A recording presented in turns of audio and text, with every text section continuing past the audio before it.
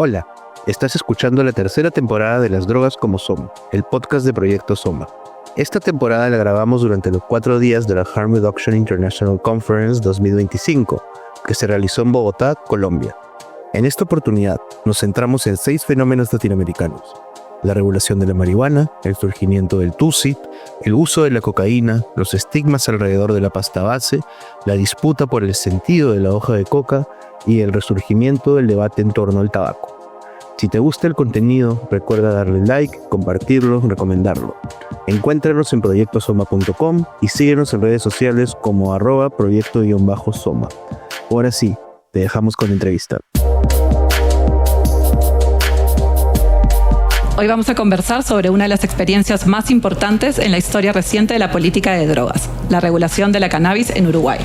¿Qué pasa cuando un país decide tratar a una planta ilegalizada y a quienes la usan desde un enfoque de derechos y salud pública en vez de castigo? ¿Qué se gana y qué se pierde cuando se deja atrás el prohibicionismo? Nuestra invitada es Florencia Lemos, con quien estamos en la Harm Reduction International Conference y ha presentado una ponencia sobre este tema. Ella es investigadora, miembro del Club de Cannabis, activista que está muy activa en el monitoreo de la implementación de esta política en Uruguay. Vamos a hablar de lo que funcionó, de lo que todavía falta, de los mitos que persisten y de cómo se transforma o no la relación de una sociedad con la cannabis cuando se deja de criminalizarla. Más allá de cifras, leyes y tratados, esta es también una conversación sobre el derecho a decidir, sobre el placer, sobre imaginar otros futuros posibles para las sustancias y quienes las usamos. Bienvenidos a este episodio. Gracias, Florencia, por estar con nosotros. Muchas gracias por la invitación. Es un placer estar acá en el podcast, así que bueno, muchísimas gracias. También estar en la Harm Reduction es toda una experiencia y poder traer un poco las experiencias de lo que ha vivido Uruguay con la regulación para compartir con América Latina y con el mundo. Así que muchas gracias. Gracias a ti. ¿Cómo evalúas el impacto que ha tenido la ley de la regulación de cannabis en Uruguay después de 11 años? Bueno, como resumiendo, el impacto ha sido positivo. La evaluación es una evaluación positiva en términos de que podemos estar derribando mitos a 11 años de aprobada la ley de regulación de cannabis, mitos que se tenía con respecto a la implementación de estos sistemas. Uruguay es el primer país en tener una ley integral y una ley de alcance nacional. De regulación integral llamamos porque es no solo de uso recreativo, uso adulto como lo llama la ley, sino también de cannabis medicinal e industrial. Regula tanto la producción, las vías de acceso, traza todas las cadenas productivas desde que se planta hasta que llega al usuario. Esto que decía de los mitos tiene que ver con que por eso a 11 años de la regulación, hoy en día podemos decir que los consumos no han aumentado a partir de la regulación, las edades de inicio de los consumos se han atrasado en los adolescentes en vez de empezar más tempranamente, y la aprobación de la ley, cuando la ley se aprueba, estábamos con un 60% de desaprobación de la opinión pública, y hoy en día eso no solo que la brecha se ha achicado, sino que se ha revertido y tenemos más del 50% de aprobación de la opinión pública de apoyo a la ley. Entonces, en la sociedad uruguaya se puede decir que se legalizó y que no han pasado catástrofes, que Uruguay sigue siendo un país sin caos y sin explosiones, que era un poco también el temor de que un país legalizara. Sí, claro, se hablaba como que eso podía hacer que aumente la criminalidad o que hubiera mayor tasa de adolescentes con uso problemática consumiendo. Eso no ha sido así. Eso no ha sucedido. Las edades se han retrasado en los inicios de los adolescentes, los consumos, las prevalencias de consumo. Si bien Uruguay tiene una declaración de consumo muy alta en la región, somos el país que más consumo declarado tiene. Eso también tiene que ver un poco con la idiosincrasia y la historia política de Uruguay. Uruguay nunca tuvo penalizado el uso de drogas, no solo de cannabis, sino de ninguna sustancia. La tenencia para uso personal, cuando se instalan las leyes prohibicionistas en los 80, en los 70, en los 80, dejan por fuera la tenencia para consumo, por una fuerte impronta médica del poder médico que había en Uruguay cuando se instala. Si bien se instala todas las herramientas del prohibicionismo, la tenencia para consumo siempre fue despenalizada. Entonces, el movimiento canábico surge también señalando una incongruencia jurídica. Podemos usar cannabis, pero no podemos acceder a él. Entonces, estábamos reclamando al Estado que se hiciera cargo de una incongruencia jurídica que tenía. El movimiento canábico surge muy asociado a los derechos individuales. Las primeras grafitis, las primeras pintadas eran liberen a los presos por plantar, mi derecho vale más que, ¿por qué tu derecho vale más que el mío? Como cuestiones de reivindicación de los usuarios desde el movimiento canábico. Ese movimiento canábico va creciendo, va tomando forma en los 90s, tal vez vira un poco hacia lo académico, hacia la Facultad de Ciencias Sociales, empiezan a hacer investigaciones y luego en el 2005 con el primer gobierno progresista empieza a tomar más fuerza también. ¿Qué desafíos persisten a más de una década de la regulación? Bueno, la regulación de Uruguay, hay algunos que la ven como un poco conservadora, lo cual es un poco también contradictorio porque, por un lado, somos un experimento, somos algo innovador en el mundo, fuimos el primer país que legalizó a nivel nacional, si bien ya habían otras experiencias de legalización, como Holanda, como un montón de estados de Estados Unidos, pero somos el primer país en legalizar en América Latina. Entonces eso hace que tengamos muchísimas precauciones y que el modelo que se implementó, como tú decías, está basado en los derechos humanos, en la salud y también en la seguridad. Lo que hace es pasarse de una penalización a una fiscalización, ¿no? Ahora es una cuestión de control desde otros instrumentos que no son lo penal, se saca de la órbita penal.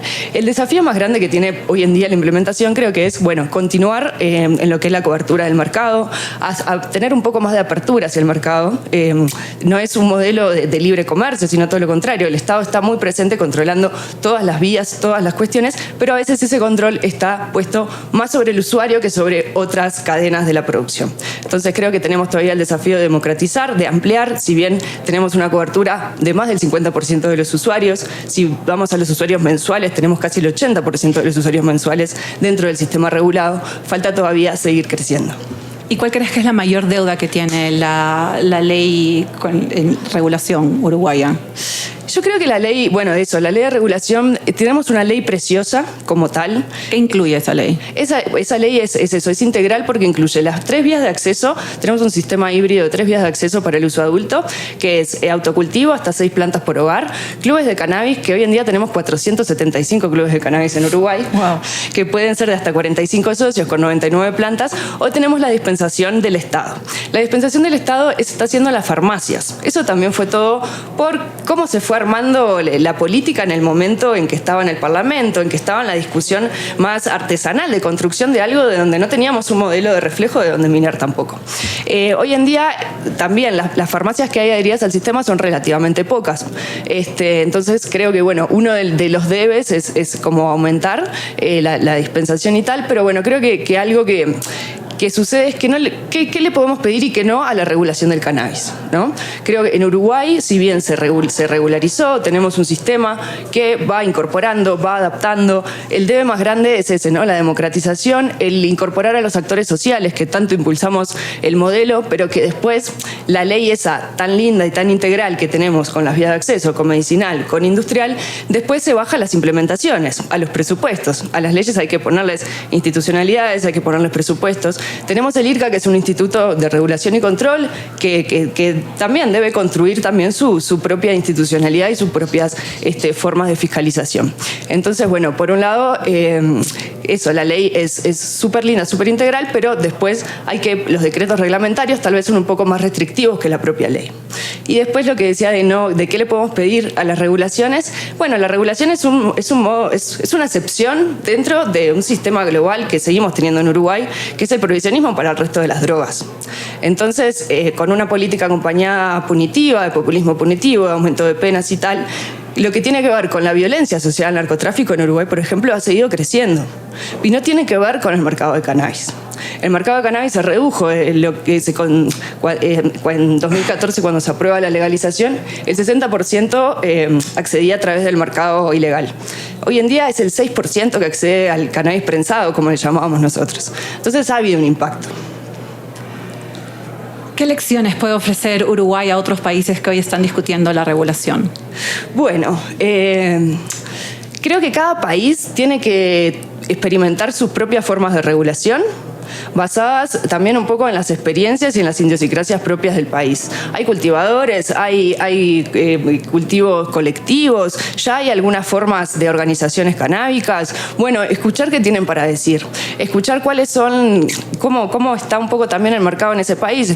Hay grandes bandas que vendan, o estás disgregado por ahí. Creo que primero tener una buena lectura de cuál es la situación, de cuáles son los derechos que están siendo mal vulnerados. Hay países que todavía no tienen la despenalización de las sustancias, ¿no? Entonces, creo que hay todo un proceso de despenalización, que no es solo después legalización, sino es eso, no es solo pasarlo de lo penal a lo no penal, sino construir sistemas que funcionen y que puedan ser revisados, que estén en constante revisión, y que revisarlo no significa que haya estado mal, sino que es algo que estamos empezando, estamos construyendo. Las políticas prohibicionistas vienen fallando hace 40 años y siguen siendo aplicadas y nadie le dice nada. Entonces sí, nos vamos a equivocar, pero nos vamos a equivocar para aprender. Entonces, bueno, mirar las experiencias de otros países, incorporar, creo que lo que Uruguay tiene para mostrar es: legalizamos y no se cayó Uruguay, el mundo sigue, está todo bien, inténtenlo, que no van a ser grandes desastres, sino que peor que lo que teníamos con el prohibicionismo no va a suceder.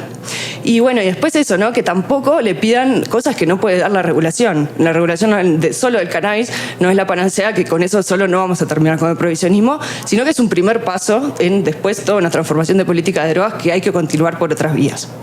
Muchas veces en los estados, en las mesas de trabajo, se discute que no se puede despenalizar la cannabis, no se puede regular de esa manera, porque pues, los países han firmado convenios y si se salen de los tratados, como que hay sanciones. ¿Cómo hizo Uruguay para esa situación? ¿Cómo hicieron con los tratados internacionales? Bueno, Uruguay, para sortear los tratados internacionales, más que nada de fiscalización, ¿no? Las listas que contienen a las sustancias prohibidas de la ONU, y que tiene que ver con la FIGIFE, con la fiscalización de drogas. Lo que hizo Uruguay fue decir que en realidad nosotros lo que estamos haciendo es respetando los tratados internacionales de derechos humanos, donde estamos respetando la salud de los usuarios, las libertades individuales de las personas de nuestro país, que para eso, para proteger la salud y los derechos que están consagrados en los tratados internacionales de derechos humanos, desde la Declaración Universal de Derechos Humanos a todo lo que le sigue, es como ponderar por encima los derechos humanos que la seguridad que tiene que ver en este caso con las drogas. Entonces, en realidad, lo que marcamos es que hay una contradicción en los tratados internacionales entre los tratados de derechos humanos y los que tienen que ver con las fiscalizaciones de las sustancias. Y después señalar que tenemos autonomía y soberanía nacional, ¿no? Que bueno, que sabemos que igual a partir de que legalizamos, la JIFE siempre nos viene marcando que estamos incumpliendo con los tratados que tienen que ver con drogas, pero a la vez nosotros seguimos con esa bandera de que hay que seguir defendiendo los tratados que tienen que ver con los derechos humanos. La regulación ha logrado reducir los daños asociados al mercado ilegalizado, como la violencia, los productos de mala calidad, la falta de información, y ha disminuido los riesgos para las usuarias. Bueno, en Uruguay también yo creo que juntó un movimiento canábico tan grande porque la calidad de la sustancia era muy mala. Es lo que nosotros mal llamábamos el paraguayo, que los compañeros y las compañeras de Paraguay se enojan mucho porque ellos y ellas no es lo que consumen en su país, pero sí el prensado. Y bueno, en realidad, no sé, te cuento mi experiencia personal. Yo hasta ya pasada la mayoría de edad no había visto una flor en mi vida. Entonces, sí, en lo que tiene que ver de calidad del producto, que calidad no significa que tenga más concentración de THC, ¿no? Significa saber el origen, saber de dónde viene, tener un control de calidad de la sustancia, saber que no está contaminada, saber cuál es el perfil cannabinoide que puede tener. Bueno, en eso los clubes de cannabis, por ejemplo, han sido laboratorios de experimentos de 11 años de estar con las plantas, de generar nuevos puestos de trabajo, pero además de capacidades que fueron generándose en esos microlaboratorios que fueron los clubes, de empezar a cruzar una variedad con otra según los gustos de los usuarios del club, que no tenía que ver solo con que peguen más, sino con, ay, mirá este sabor, con este rendimiento. Entonces, creo que a nivel de experticia se ha aprendido un montón. Después también el Estado ha aprendido un montón en lo que tiene que ver con las cadenas, ¿no? Con tener cada una de las etapas de la producción y generar procesos, generar procedimientos. Y después, ¿cómo era? Si me recuerdas, perdón. Si es que la revolución ha logrado reducir los daños también, como en la falta de información, ¿no? Bueno, eso, en la opinión pública, lo que nosotros estudiamos, que ese cambio en la opinión pública tuvo que ver mucho en cómo se empezó a tratar el tema. con un equipo de investigación de Facultad de Ciencias Sociales, hace unos años, Monitor Cannabis, investigamos todas las piezas periodísticas que habían aparecido entre la regulación y el 2017 para ver cuáles eran los frames, cómo se habían cambiado también los enfoques de donde se trataba el tema. Entonces veíamos cómo el cannabis dejaba de estar tanto asociado a las noticias de seguridad, a las noticias de criminalidad, y empezaba a hablarse de implementación, empezaba a hablarse de marihuana medicinal, empezaba a hablarse de una institucionalización. El cannabis empezó a estar arriba de la mesa en las casas, no en sentido figurado, pero sí en las conversaciones con los padres, con los abuelos. Y ahí te das cuenta que no solo es el cambio normativo, ¿no? Sino es el cambio en los sentidos. Regular no es solo cambiar un mercado, es cambiar los sentidos asociados, los saberes, los cuerpos, cuáles consumen, cuáles se criminalizan. Es cómo el Estado interviene en la vida de las personas. Entonces creo que en eso ha habido un cambio cultural muy, muy grande. Claro, yo te iba a preguntar cómo cambia la vida de los usuarios con la legalización y si es que sí, ¿en qué? Pero es un poco lo que nos has estado diciendo. No sé si igual querías como algo centrado particularmente en eso. Lo que sí es importante es que hoy en día la cobertura no es total. Si bien la mayoría de los usuarios frecuentes, los usuarios mensuales, accedemos al cannabis, sea a través de una vía legal directa o de lo que mal se llama un mercado gris, que es como el goteo, hay sectores todavía de nuestra sociedad que no acceden por una cuestión de precios. Por ejemplo, los clubes de cannabis tienen un precio muy alto, son inaccesibles para mucha parte de la población, y la dispensación en farmacias no siempre tiene que tener, no cubre ni la mitad de lo que debería cubrir en términos de cantidades y de volumen. Entonces eso sí hace que haya como una desigualdad en el acceso. Falta también como una cuestión geográfica de hacerlo un poco más extendido en el territorio. Y después lo que continúa sucediendo es la criminalización por parte de la policía. El detener a los adolescentes en la vía pública. Por más que los jóvenes o que andamos en la vía pública sepamos nuestros derechos, sigue siendo un motivo de hostigamiento de la policía, por más que después capaz que no termine en un procesamiento, sí es una situación de abuso policial. Y otra de las cosas que sucede es que igual Uruguay sigue teniendo una tasa de personalización altísima, donde el mayor de los delitos por drogas es la tenencia para no consumo. Si bien el cannabis ahora no representa tanto de esa proporción, son usuarios, porque es tenencia para no consumo, pero no se pudo demostrar que haya habido alguna actividad ilegal. Entonces los usuarios estamos un poco más protegidos por la ley, porque podemos tener hasta 40 gramos arriba nuestro en la vía pública, fumar en la vía pública, y está todo bien, estamos respaldados, pero las cuestiones punitivas, las cuestiones prohibicionistas siguen estando asociadas a lo que es la criminalización de las adolescencias, de las juventudes, ¿no?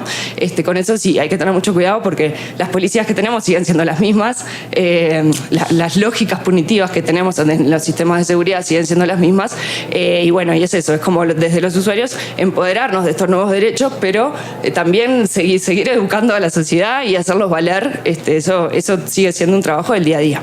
¿Y la gente se siente como más aliviada igual al tener una ley de esa manera? ¿Sientes como que en la vida impacta positivamente o no?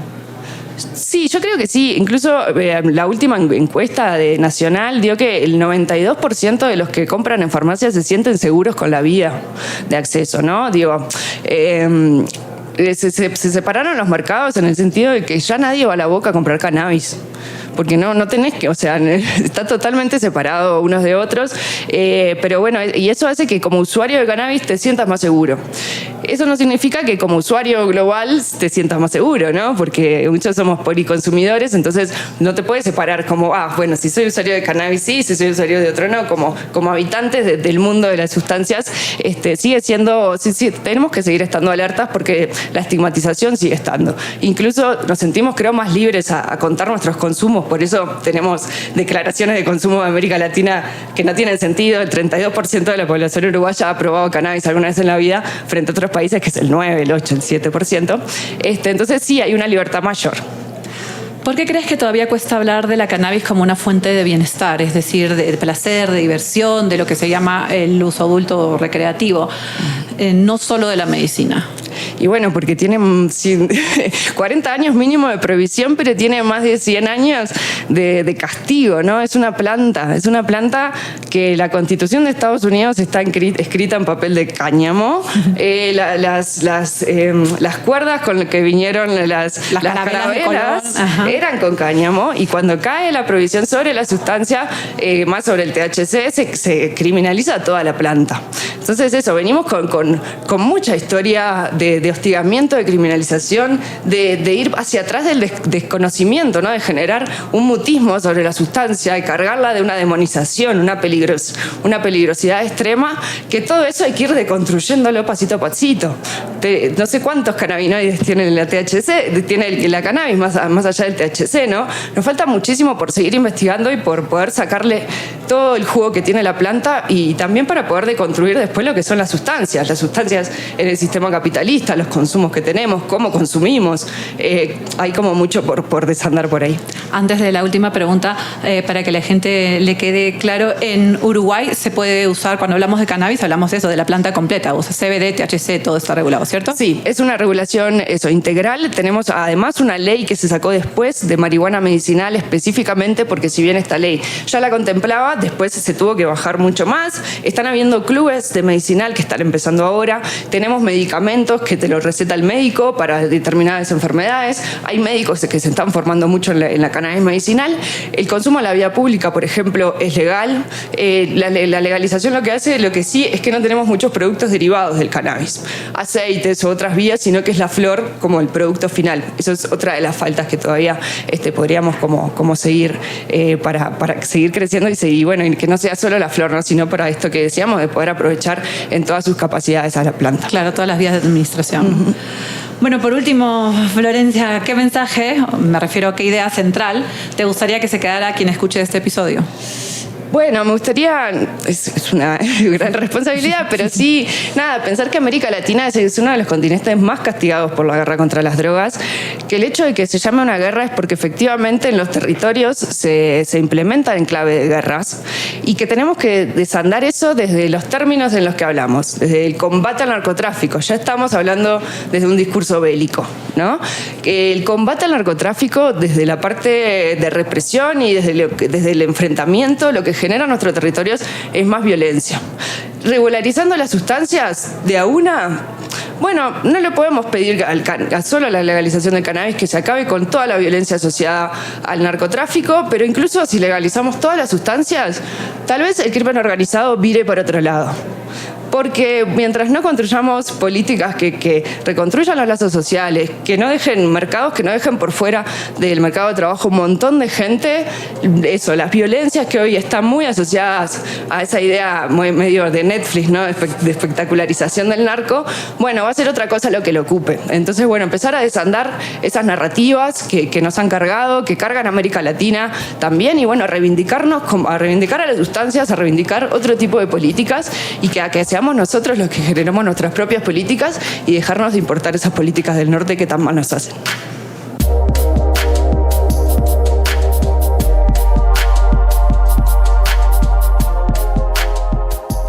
Este episodio fue posible gracias a la organización Harm Reduction International. Esta entrevista fue realizada y coordinada por Fran Brivio.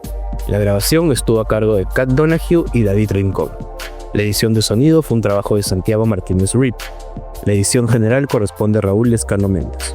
Sigue el trabajo de Soma en redes sociales como Proyecto_Soma y en la web proyectosoma.com. Recuerda, sabes cuidarte, regula tu consumo. Soma, las drogas como son.